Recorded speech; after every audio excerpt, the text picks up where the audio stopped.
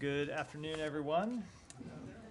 The Secretary returned this weekend from his latest trip to the Middle East, where he discussed the principles that he outlined early last week as essential for delivering on the aspirations of the Syrian people after the fall of the brutal dictator Bashar al-Assad.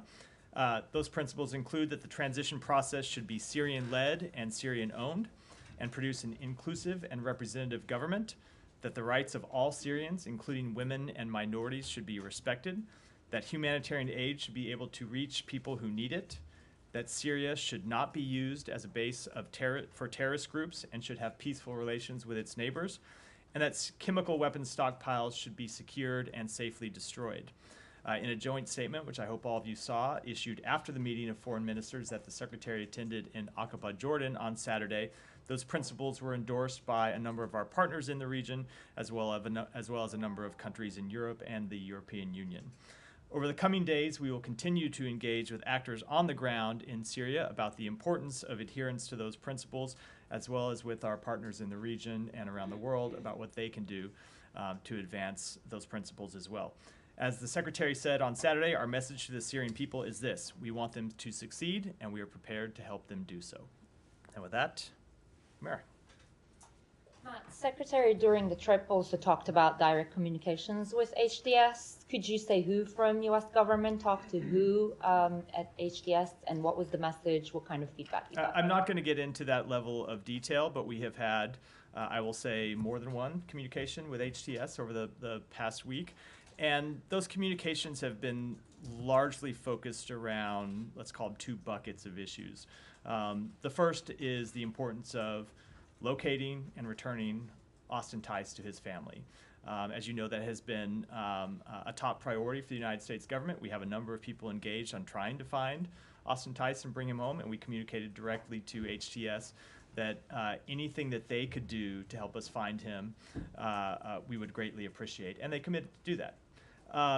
The second area of communications has been around the principles that the Secretary laid out publicly early last week, and then you saw countries in the region coalesce around over the weekend. Those are the ones I just went through, making clear to HTS that while we have heard them say in their public statements that they're committed to an open and inclusive and transparent government, that we believe it is important that they actually adhere to that, as well as adhere to these other principles, and that we will be watching them closely over the coming weeks. Right.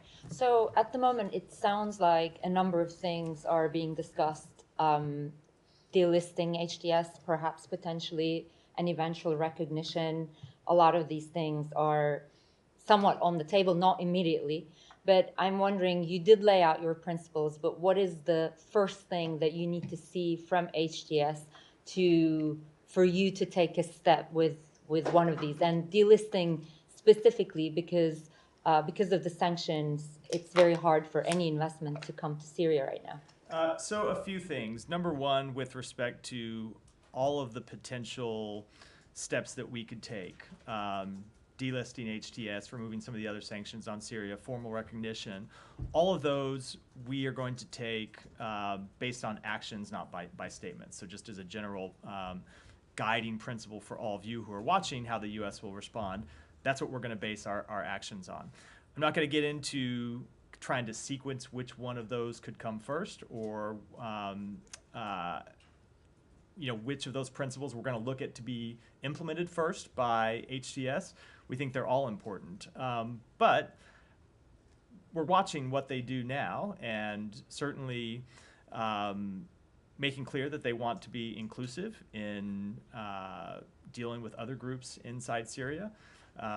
Making clear that they respect women and minorities as they stand up interim governing authorities, making clear that Syria won't be used as a base for terrorist groups. We're going to be watching all of those things over the coming weeks. Okay, a couple of more things. On Austin Tice, you've been in touch with a number of groups that are on the ground in Syria.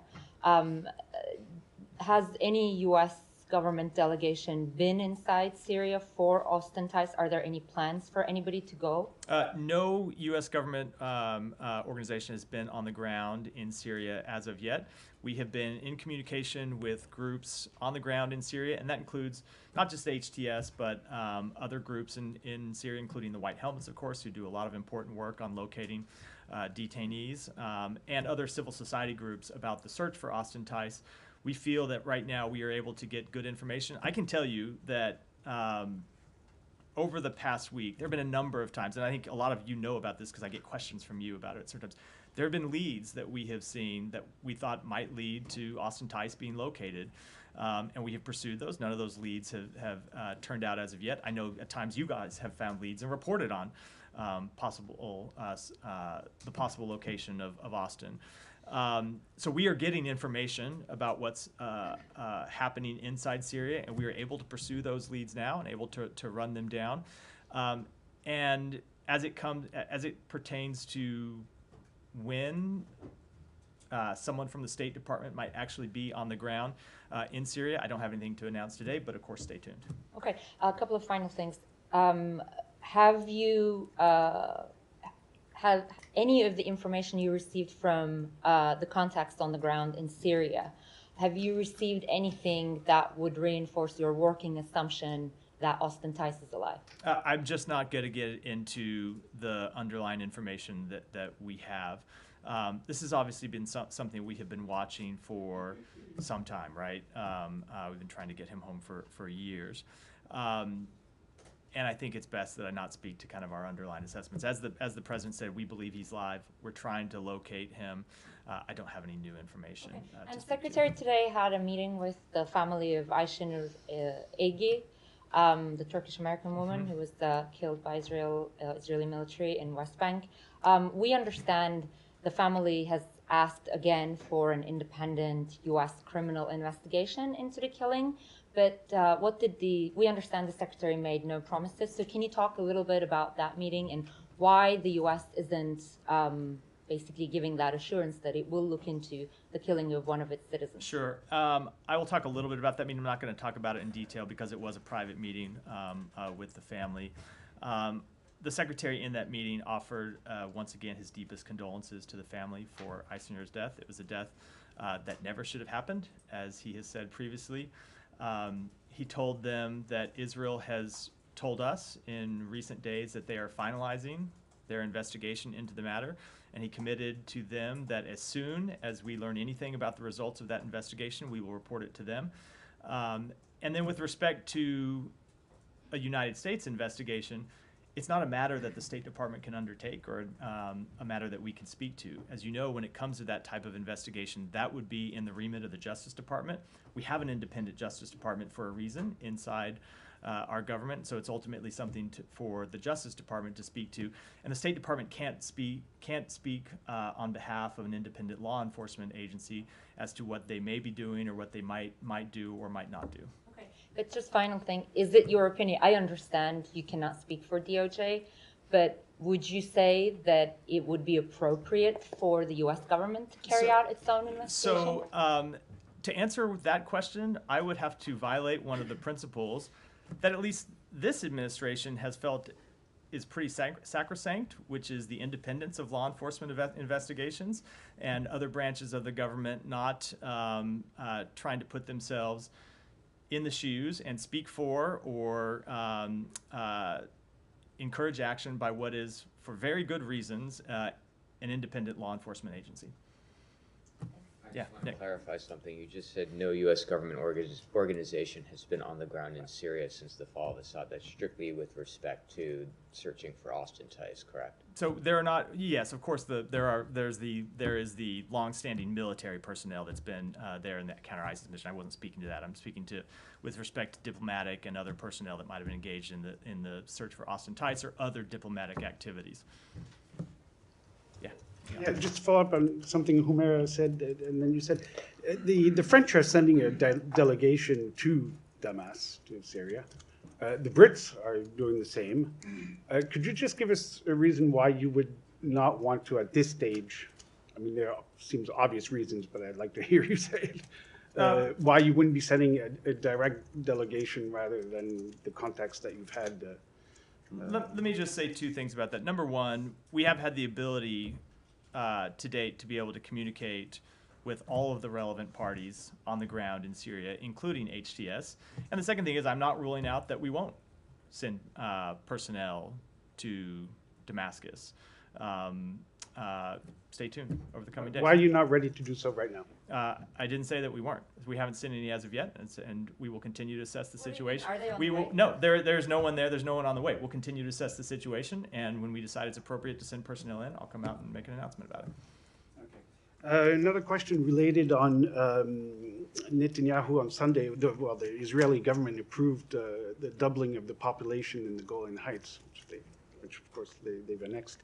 There's a lot of backlash against that from all different sides and partners. What are the U.S. thoughts on that? Look, our policy with respect to the Golan Heights hasn't changed. I don't have any comment on the announcement of people moving from inside Israel to the Golan Heights.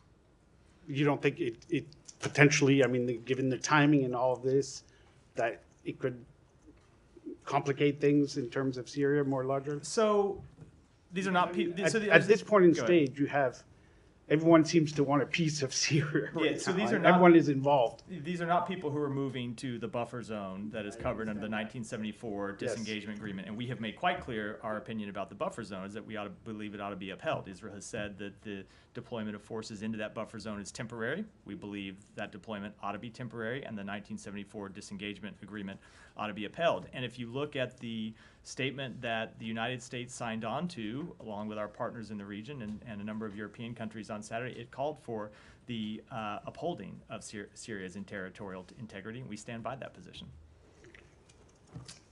Go ahead. Latest update on the hostage negotiations in Gaza. It seems like there's a lot of optimism, but is I'll take that, and I'll come. Go ahead. on the region. So there's been a lot of optimism, but do you see a deal in the offing, and is it a deal that the U.S. finds productive for moving to a post-conflict era? So the negotiations have been productive in recent days. We have continued to try to work with the other mediators to narrow the differences. We have been down this road so many times before, though. It's hard to stand here and say we're optimistic about it because we are very much realistic about how difficult it has been to reach a deal. There are really, and this has been true for some time, there are a very small number of differences that remain between the parties, and we continue to believe that those differences can be bridged. We continue to work to bridge those differences. The secretary, in his meetings with President Erdogan and the foreign minister of Turkey last week, Hakan Fidan, emphasized to them that any influence that they have with Hamas, now is the time to use it. And I can tell you that the foreign minister came back 24 hours later when he saw the secretary in Aqaba and said that they had been pushing for a deal. And we know, of course, that Egypt and Qatar, who have relationships with Hamas, have been pushing Hamas for a deal. We are not leaving anything. We are pushing as hard as we know how to do at this point, and we believe we can get to a deal. But again, it remains incumbent on Hamas and Israel agreeing to those final terms and getting it over the line. And I can't in good conscience stand here and tell you that that's going to happen, but it should happen. Syria? Yeah, go. Jenny, we'll stick with Jenny, and then we'll go. Matt, are you conveying to HTS that they need to expel all Russian troops as perhaps contingent to lifting sanctions as we've heard from the EU? I'm not going to get into the conversations that we've had with them. Ultimately, as you heard me say last week, the disposition of those 2 Russian bases inside Syria is a matter for the Syrian people to decide. But when you look at Russia's history inside Syria, it is one of being complicit in the massacre of hundreds of thousands of Syrian civilians. Russia propped up the brutal, murderous regime that gassed its own people, that murdered its own people, and so certainly I think that Russia has a lot to answer for its actions inside Syria. So would you consider not lifting sanctions until there is an expulsion of Russian troops? So I'm not going to get into our internal deliberation process, but we have made clear what the factors are that we are looking at. And they are factors that largely relate to the Syrian government's interaction with its own people, as well as things like not threatening its neighbors and not being a base for terrorism. And then I have another on transition if you want to come back. Yeah, I'll come back to you. Nadia. Syria and Gaza, but on Syria, just going back to Austin ties, there were some reports indicating that he might be actually in Iran or Iraq, or might be taken by Maher al-Assad, which is the brother of Bashar. Any truth to these reports that you know of? No, not that I'm aware of. I haven't seen those reports, and I can't speak to their veracity. Information that he is in Syria. We do not have specific information about where he is. We continue to work to try to locate him, but we don't have specific information about his whereabouts, or we would have been able to verify that information already. Okay. The attacks that carried by Israel is almost 450. One of the biggest attacks was yesterday. It was described like an earthquake bomb. The leader of HTS said that he is not seeking conflict with Israel. Do you still believe that these attacks are justified? Look, so Israel has spoken to why they have launched these attacks. They've said that they are concerned at a time of great instability, when you have the government of Syria that has fallen and an uncertain path ahead about who is going to control Syria and who is going to control the Assad regime's quite significant military stockpiles, that they have taken steps to ensure that those stockpiles don't fall into the hands of terrorists. Now, we have been in conversation with them about that goal. We also believe it's important that no party take any actions that would further destabilize the situation in Syria at a time when we want to push to increase stability, and we'll continue to have that discussion with them. And just on Gaza, another journalist, a colleague of us, has been killed yesterday. That brings the number of journalists being killed in Gaza to 196. How many times we can ask the same questions that journalists in Gaza needed to be protected, and how many incidents we're still waiting for the Israelis to be investigated and for you to come back to us and said, this person's held accountable for the killing of Muhammad So Baluch. journalists in Gaza absolutely need to be protected. When it comes to Israeli government investigations, you should ask the government of Israel that question. We obviously engaged with them about that and pressed for answers, but you were certainly welcome to do so as well. Those are Israeli government investigations, but we have made clear that when it comes to journalists, they need to be protected. I will tell you, ultimately, the answer to this is to get a ceasefire, which is why we continue to push for a ceasefire. The journalists that are operating in Gaza are doing so with incredible heroism. All of us in this room, including in many cases the United States government, know what we know about actions on the ground because there are journalists there that are reporting on it. The U.S. doesn't have any personnel on the ground to verify reports, so we rely on journalists to bring that information forward, and we rely on the work that they do. But as long as it is an active conflict zone, journalists are going to be at risk the same way other civilians are going to be at risk, which is why we believe the ultimate answer to this question is to reach a ceasefire, and why we continue to use all of the diplomatic muscle that we can bring to bear to try to get one over the line. Sure. I mean, the reason I ask you is because the United States value press freedom and the work of the journalists on the ground, but you don't hear you condemning the killing of Palestinian journalists like you condemn the killing of other journalists in conflict zones. We absolutely condemn the death of any journalist. We don't want to see any journalist hurt anywhere. Now, when it comes to the specifics of how any one journalist dies, while we object to the killing of any journalist, oftentimes we don't know the circumstance under which they were killed, whether it is an accidental strike, whether they were somewhere where they were covering an incident and there was a militant nearby. It's difficult to speak to the motives behind a strike when we don't know them, but absolutely we condemn the death of any journalist anywhere in the world. Okay, and the killing of civilians, there was a grandfather of a girl that was killed a year ago called Reem, 2-year-old. The grandfather was killed yesterday. His name is Khalid Nabhan. And he became an icon because he was very close to his granddaughter, and he was killed as well in Nusayrat camp yesterday. Do you still think that this is also random killing? It was an incident that needed to be investigated. How these civilians are dying every single day, whether it's 50 or 60, it's a number that we keep repeating all the time in every briefing. I think that there continue to be unspeakable tragedies happening in Gaza every day. Not just the death of civilians, the maiming of civilians, the people who find it difficult to get enough to eat, the people that find it difficult to get access to medical care.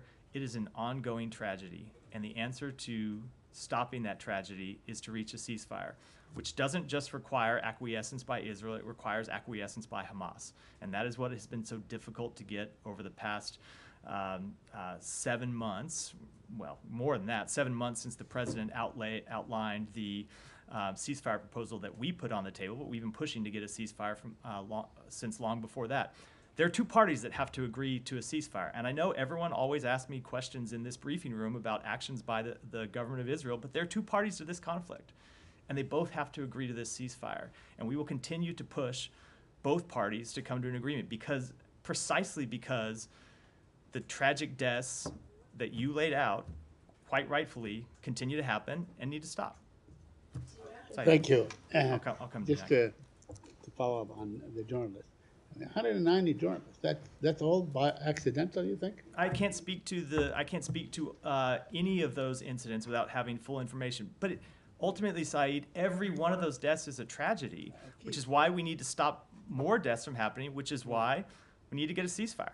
No, I understand. I just want, you don't think that all of them are accidents? I don't offer. So, Saeed, I don't offer opinions based on Okay. speculation from this podium. Right. I offer them based on conclusions that we're able to reach after looking at a full assessment of incidents. Okay. Following up on the talks that you explained just a little while ago, the Israeli Ma'arif newspaper just came out with a report that basically Egypt has reached an agreement with Hamas on some sort of a transitional committee that is not Hamas, that could run Gaza and look after things and so on. Would that be acceptable to you? I'm not going to speak to that report. I'm not aware of it, but I can tell you we have been having conversations with a number of parties in the region for some time, which you know because I've spoken to them from this podium before, about what the post-conflict period ought to look like in Gaza, including what governance ought to look like. We have made clear that the status quo as it existed before October 7th cannot continue. Gaza cannot continue to be governed by Hamas. But as to what the governance looks like, not something I can speak to today. Okay, because Netanyahu said today, told the court that he will not be able to attend tomorrow, and normally there's something, maybe big. Do you expect there may be an announcement tomorrow on a ceasefire? I have no idea why he's not able to attend the court hearing tomorrow. Couple questions on the Palestinian issue. Israel is deploying dozens of autonomous weapons all throughout the West Bank that basically will not be able to discriminate between a perpetrator or a civilian and so on. Doesn't that make every Palestinian in the West Bank potentially a target? I can't speak to that particular deployment, but I would say when it comes to the use of any weapons, that our expectations are the same, that Israel must fully comply with international humanitarian law and protect civilian life. All right. On the aid, the Financial Times, I guess, reported that aid is at its lowest point, despite what you're saying that they a lot. Yeah. Can you explain to us the aid situation now? It continues to be extremely challenging. We have seen some improvements. There were a number of days last week when we saw hundreds of trucks go in, but then you have other days that the aid level is much lower. Continue to be barriers to the delivery of aid inside Gaza that we work to try to overcome, but it continues to be really a crisis situation. And I think ultimately the conclusion that we have drawn is like the ongoing deaths of civilians in an active conflict zone, the provision of aid in an active conflict zone is very difficult, and it's another reason why it's so critical that we reach a ceasefire. Let me ask you on the appointment of ambassadors. The coming administration named Mark Huckabee as ambassador to Israel, and Israel named Leiter, who is a well-known Kahanist, and as ambassador to Washington. So I want to ask you, doesn't it seem like, maybe the whole diplomatic, U.S.-Israel diplomatic engagement will focus on maybe settlements and annexation and so on with these two? And you mean the post-January 20th diplomatic engagement? January 20th, yeah. Of course I'm asking you. You always say that there's, one president at a time, one administration at a time, and we always say the same thing. But is there anything where you can actually say, we will not accept? If he comes, I don't know when Leiter is coming to Washington, but maybe something that, this is not a good idea. Or issue a statement that this is not. First of all, let me just say, with respect to other countries, they are free and open to appoint ambassadors as they see fit. It's not a decision for the United States. And when it comes for the policies that will be pursued by the Trump administration and the personnel appointed by the Trump administration, it's just not something that I should speak to. I think you- I'm happy to speak to Yeah. our ambassadorial appointments, but Right. not those But you being do made have- by the Trump Yeah, administration. but you do have a view. I mean, this is U.S. diplomacy at its finest. I have a right? view that it is my job to stand up here and speak on behalf of the personnel that President Biden has appointed and the policies that he is going to pursue, and not opine on whatever policy positions an administration that I will not speak for may choose to pursue. Okay, so in principle, you think that the United States of America should have no say-so on the, as far as the character of said ambassador is, whatever If we crimes he started may tr- have committed, if- and whatever, it's if- all acceptable? If we started trying to pick and choose and opine on every ambassador that 200 countries around the world appoint to the United States, we would be in this briefing room for a very long time every day. Saeed. Okay. Tom, go ahead. I'll come to you next, Nike. Follow up on Ashnoa and the meeting today.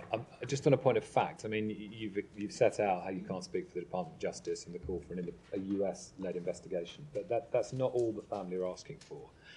And one of the things they want is just some basic information for the State Department to ask the Israelis, for example, for the name of the unit involved, the name of the unit commander, things that they would want in the interest of transparency as American citizens who seen their loved one killed. I mean, are you asking for those things from the Israelis? So we are asking for the results of their investigation, I would assume, but we'll see when we get the results of that investigation. You would expect that investigation would talk about the unit that was involved as well as the things that have happened. We will see what's actually in that investigation when we get the report from the government of Israel, but what we committed to the family is that we will brief them as soon as we get those answers. Some of these things are quite basic things that aren't the result of an investigation. I mean, knowing the unit involved is a very basic piece of information. I hear you, they but don't even know that the US could ask the Israelis now. I hear you, And- but look, they're in the middle of an investigation, or well, I shouldn't say in the middle, they're near the end of an investigation where we expect that they're going to come to us and brief us on the results of that investigation. And if we don't get satisfactory answers to the questions that we have asked of them, of course we will continue to press them for more information. Saeed, is there something you'd like to share with the rest of the class over there? I'm looking at the ministers that are being appointed to run Syria. So maybe you ought to take a second look at that. Maybe on silent mode, not silent, for the rest of us. Yeah. To continue, do you have any sympathy with an American family who look at this situation and, in their view, see differential treatment? Because, here you have an American that's been killed by a strong ally of the United States, which is armed by the United States. Those weapons go into the West Bank. They go into the use of live ammunition against civilian protests in the West Bank. And yet they believe that nothing is being done. They said they walked out of that meeting today and felt no further sense of optimism after the meeting with the Secretary. Do you have any sympathy with that? Of course we have sympathy for the family. And the Secretary said that directly to the family.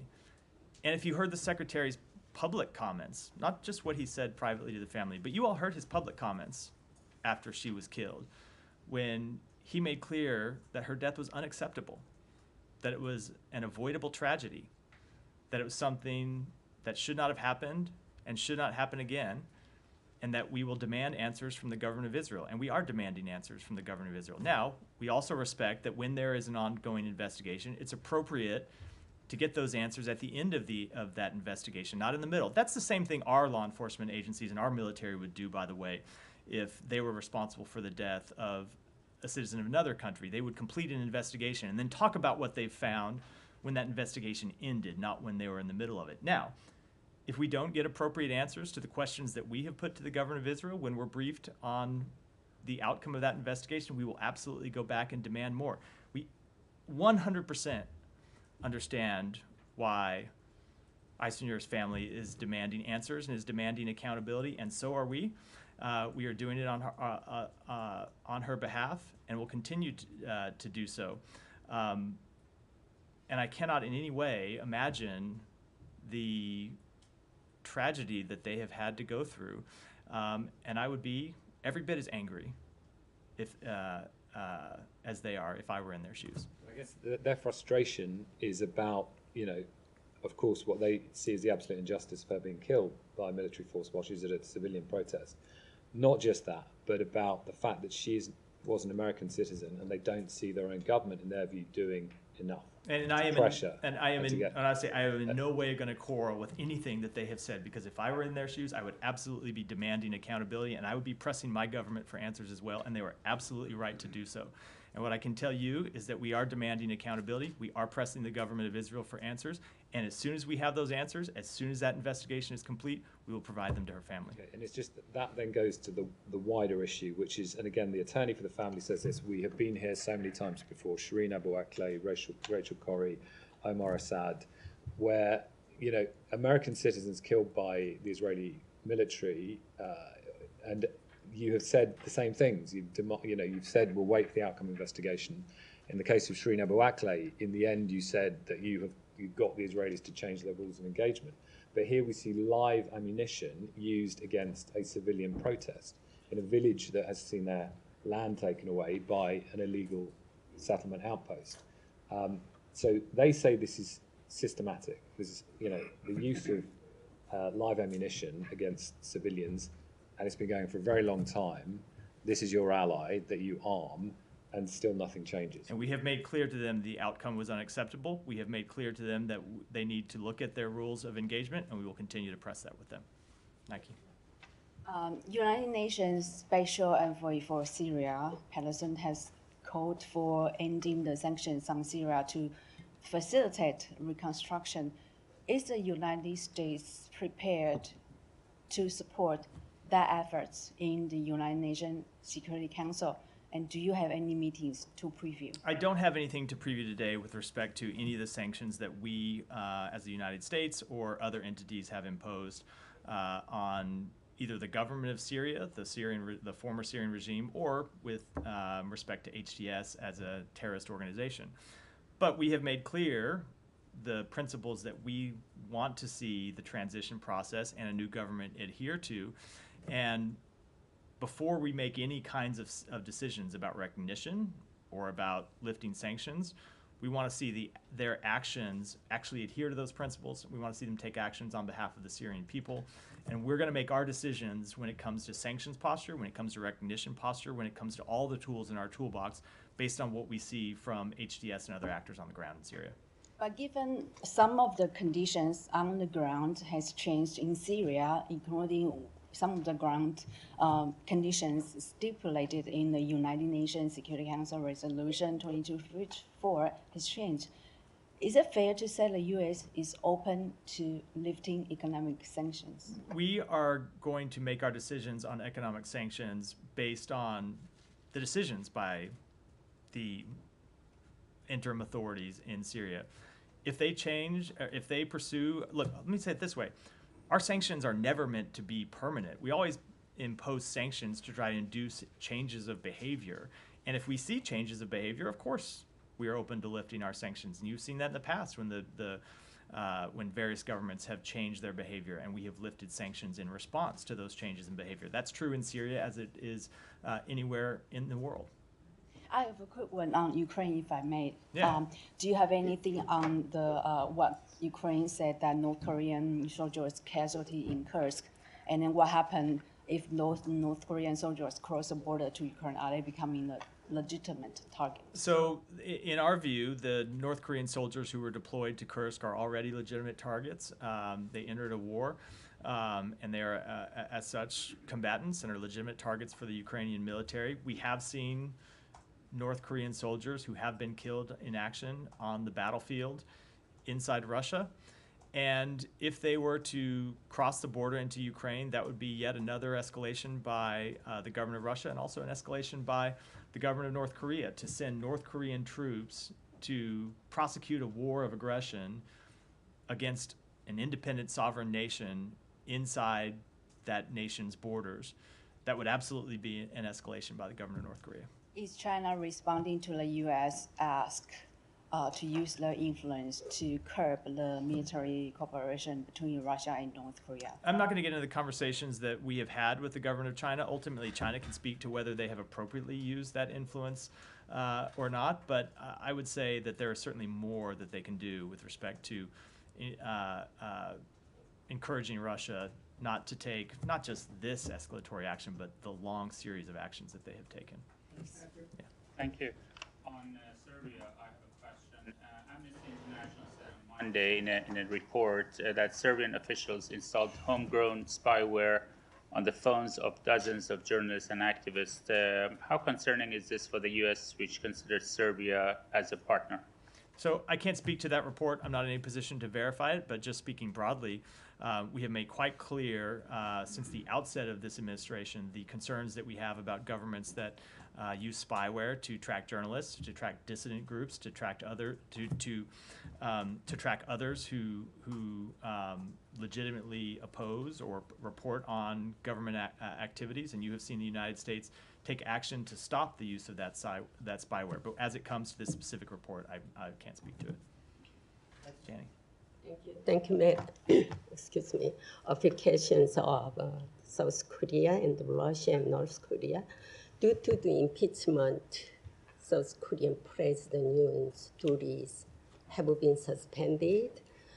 Do you think there will be a gap to U.S. South Korea foreign policy and security sectors established by President Biden and no, there will be no diminution in the alliance between the United States and the Republic of Korea. That alliance is not just an alliance between presidents, it is an alliance between governments and an alliance between peoples. And our commitment to that alliance remains ironclad. We have seen the Republic of Korea over the past few weeks demonstrate its democratic resilience. That is democratic resilience that that was hard won several decades ago. And we've seen them follow peacefully a process that was laid out by the Republic of Korea's constitution. And we are ready to continue to work with the acting president and the government of the Republic of Korea in the same way that we were acting and cooperating with President Yoon.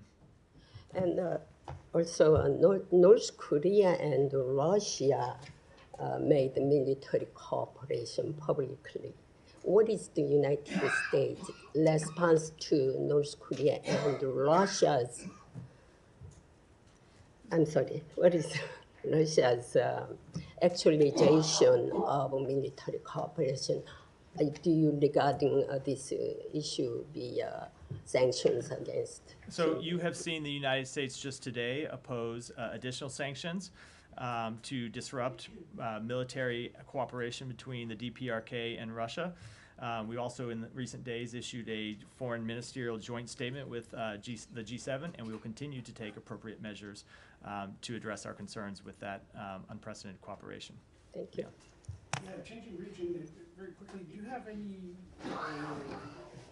There was a devastating hurricane or cyclone in Mayotte, in the Indian Ocean, French territory.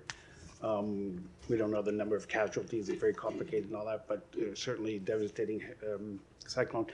Does the U.S.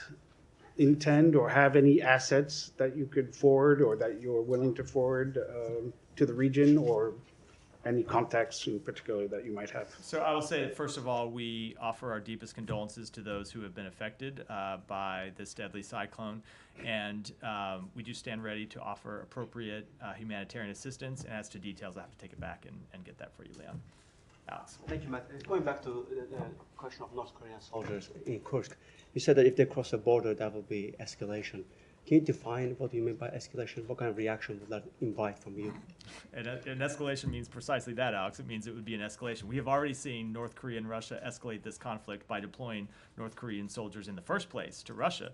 It would be a further escalation to then send them onward to fight inside the borders of a sovereign country. As to what the United States might do, as to what our allies and partners who also support the government of Ukraine and in this conflict, I'm not going to preview that publicly, obviously. Thank you. Over the weekend, we heard the president spoke with G7 leadership, and he called G7 leaders to quote unquote seize and unlock the full value of Russian frozen assets. Can you just clarify, is it the first time you guys are raising this issue? Secretary was in Italy a couple of weeks ago. Why waiting till the very last moment? It's something that we have been working on privately with our allies and partners for any number of months.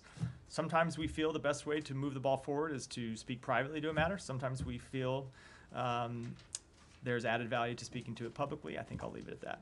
And on Georgia, I have a couple of questions on Georgia. I want to get your reaction to what we have been seeing lately around Georgian president. There's a literally coup going on, a Russian back, to replace her. Do you have any reaction? So I'm not going to speak to that specifically, other than to say that we have been greatly concerned about the state of Georgian democracy, the actions that Georgia Dream has taken to undermine Georgia democracy. You saw us just on Friday impose 20 new visa restrictions on individuals affiliated with the government who have been responsible for undermining democracy in the country, and we will have other actions that we're prepared to take in the coming weeks. On the visa restrictions, you guys have it like two previous packages of visa restrictions that did not help. Alex, we're not done. As we made as we made clear in that statement, we have other sanctions that we are preparing to unfold in the coming weeks. But there are criticism, coming from the Hill, saying that you are demoralizing protesters out there on the city. They've been out there for 3 weeks now. We could not be more clear, including a statement from Secretary Blinken week before last and a statement from me on Friday, that we are preparing an additional sanctions package that we will roll out in the coming weeks. Now, these are not things, in many cases, that you can do overnight. You have to make sure you get the letter of the law right when you roll out these sanctions, and that's what we're working on doing even as we speak. Any concern that you're giving an What's that? You always say you don't preview sanctions. We make rare exceptions. Any concern, Matt, that you're giving some impression to Ivanishvili that he can get away with what he's doing? I think that should be, Alex, I don't know how many times to say it, when we have said exactly what you have been asking us to impose sanctions on the government of Georgia. When I come out here and tell you that we're preparing to impose sanctions, I don't think it could be any more clear. Jenny, you'll come back with your, yeah. Do you have any updates as the landing team here? Has there been any communication between the State Department? Yeah, we have had communication with the incoming administration's agency review team. They have appointed members of the agency review teams, action that they took last week. I will let them speak to the identities of those members, but we are having initial conversations with them this afternoon here at the State Department about the path forward. We will reiterate to them, as we have been reiterating publicly for some time, that we stand ready to do everything that we can to support a successful transition. Is that more of a policy-focused conversation, more logistical? So the initial meeting always, and I can tell you I've worked on 2 transitions, always the initial meeting of this nature is more of a logistics question, because people come in and they want to know that they want to know what resources are available to them. They want to map out a series of meetings. Oftentimes they have requests for information that they put to the incoming administration, and they will prioritize what is most important. So this is an initial meeting about how the process should unfold over the coming weeks. And then what usually follows that, what we have said we are ready to do with them, is to as the incoming administration identifies its policy leads in different areas, to engage with them so they understand the actions that we have taken on various policies, what may be pending, things that we expect to happen either between now and the end of the administration, and then in some cases work that is ongoing on January 20th, because for all the for all the focus on what we'll do in the next few weeks, the vast majority of the work of government are things that just continue, things that are in process that continue and get handed over. And so you'd like to brief the incoming administration on what those are so they can be ready to take decisions. Conversations or meetings between the Secretary and Senator Rubio? So the last phone conversation they had, they agreed that they would meet in person. I don't have a date to provide for that meeting, but when it does happen, we'll of course make it public. Can I just ask a one-off on the drones over the skies of New Jersey and Pennsylvania? I know that's probably a DOD, DHS, but is there any indication this is the work of like a foreign entity or adversary from the State Department perspective? I don't have any assessment at all to offer from the State Department. As far as I'm aware, this is entirely a law enforcement matter, and a law enforcement and Pentagon matter. So I would refer to DHS and DOD to speak to it. You go to. Yeah. I have a couple of questions. questions on Syria, but first I want to ask a quick question about Secretary's meeting with Ayşe Ezgi Egi today. Is there a reason why this meeting was not included in the Secretary's public schedule today? Usually we don't make meetings with private individuals public on the Secretary's schedule. We put meetings, there are exceptions that we put meetings with foreign governments, we put meetings with organizations, but in the past when the Secretary has met with private individuals, we don't put it on his schedule. That said, and we also try to respect the wishes of the family who don't always want the meetings to be public, and we don't talk about meetings if the family doesn't want us to talk about them. But then when we have meetings that they are comfortable with us speaking to, I'm free, as I am in this case, to come out and speak to it publicly. Okay, one more on Syria, please. A couple more on Syria. Secretary Blinken said in Ankara last week that there is a broad agreement with Turkey and the US on Syria. I wondered, is that include the northeast Syria, because you have a major disagreement because of the US's support for the YPG, which Turkey considers the Syrian branch of the PKK, a designated terror group by both the US and Turkey. So this continues to be an extremely delicate and extremely difficult issue that we are working on with our Turkish counterparts, and it was the conversation. It was a large part, not all, but a large part of the conversation between Secretary and his Turkish counterparts. Is when it was, of course, a conversation at the meetings in Aqaba over the weekend.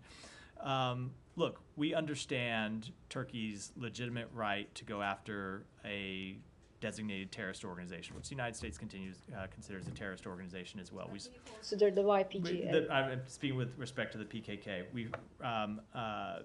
YPG is widely accepted, considered as the Syrian branch of the PKK. I understand. We have designated the PKK, and we respect their right to go after that organization.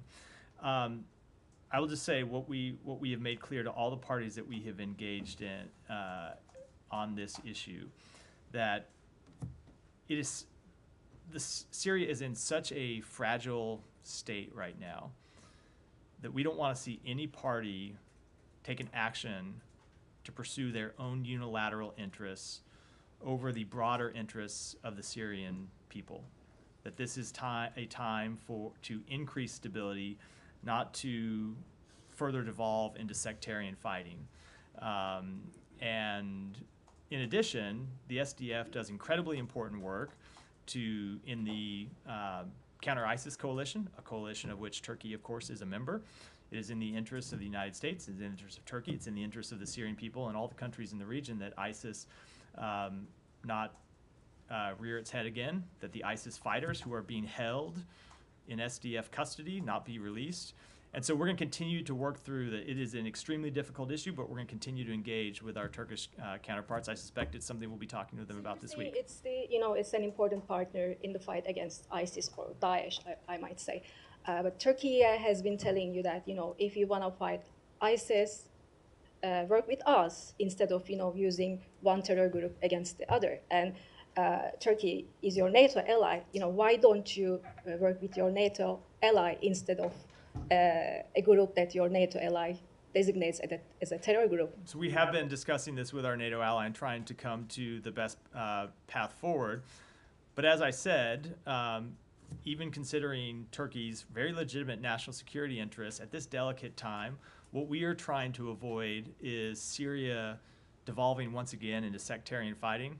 Just came through the collapse of a regime that presided over a brutal, years-long civil war, and we don't want to see any actions that would further destabilize the situation and further lead to the suffering of the Syrian people. Does it include the actions by Israel? We have made clear to all parties that we want to see actions that promote stability, not promote instability. Every party in the region. Yeah. Thanks, Matt. Because you use the words, no party should take any actions or any actions that are unilaterally in the interests of that other party over the broadest interests of the Syrian people. There's no way that you could then see what Israel's doing that's not a unilateral action in the interest of it. So first of all, we have made that clear to every party, including the government of Israel. I'm not sure that just to argue with the kind of logic train that you presented, I'm not sure that increased weapon stockpiles sitting around Syria is necessarily something that's in the interest of the Syrian people at the end of a brutal civil war when they have seen those weapon stockpiles turned on their own people. What about the territory that is being invaded by Israel, that is the buffer zone? And we have made quite clear that we believe that action ought to be temporary. Israel has said, and they can speak for themselves, that they took the action because they saw the Syrian army withdraw from that buffer zone, and it created a vacuum that could be filled by terrorist groups. They have said it's temporary. They can speak for themselves. We have made clear that we believe it also ought to be temporary. In Washington later today, the Syrian embassy is raising the opposition flag. My understanding is you guys signed off on that. I have seen that reporting. I don't know what it comes from. We don't control that building. We don't control the operations that happen there. So the raising of a flag is a decision that's made by the Syrian permanent representative to the United Nations. And you haven't recognized that new flag? We have not, no. We have not. Tom, come back to you. There's no change in status of the Syrian embassy in Washington, D.C. No, there is not. I think there's probably an erroneous kind of thing that's circulating online suggesting it could be reopening, but I mean, this obviously won't happen. So. No change. Humera, go ahead. Yeah.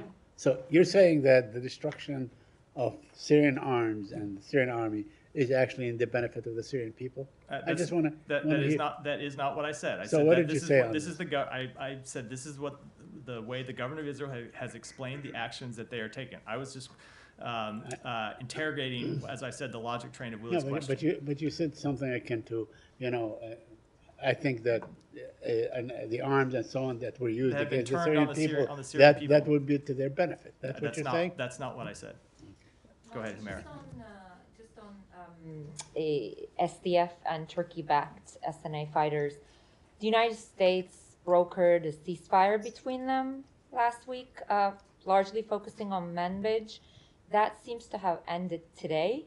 Could you first confirm that and tell us if there are any U.S. efforts to extend it? So I can't confirm that, but what I can say is that we continue to engage in very intense diplomacy with all the parties in the region, the parties in northern Syria, our Turkish allies, about anything that we can do to increase stability in northern Syria. And as I said, try and avoid any actions that would lead to the SDF being distracted from their important fight against ISIS. Right. I'm not gonna. I get the point of the question, but I'm just not going to get into the underlying details. I can just tell you it's something that we are actively engaged in. Okay. Without saying more.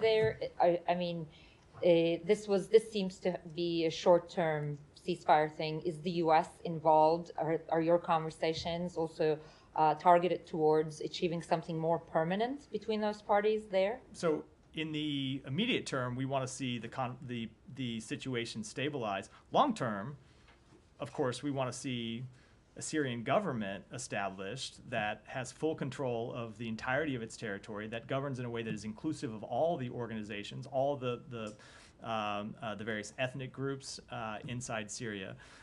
But obviously, we're a long way from that today. Nick, go ahead, and then we'll wrap today. Question. There was a report that the U.S. would raise a new Syrian flag over the embassy here in D.C. Is that accurate? No. So I was referring to that somewhat.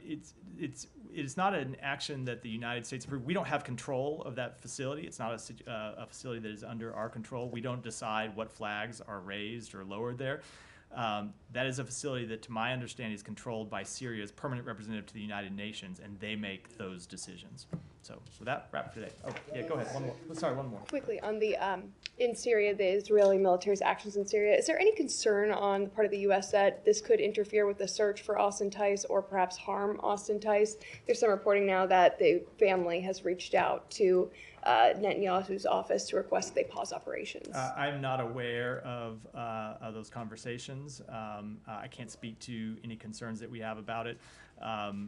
But obviously, we continue to be intensely focused on trying to find him and return him home. Thanks, everyone.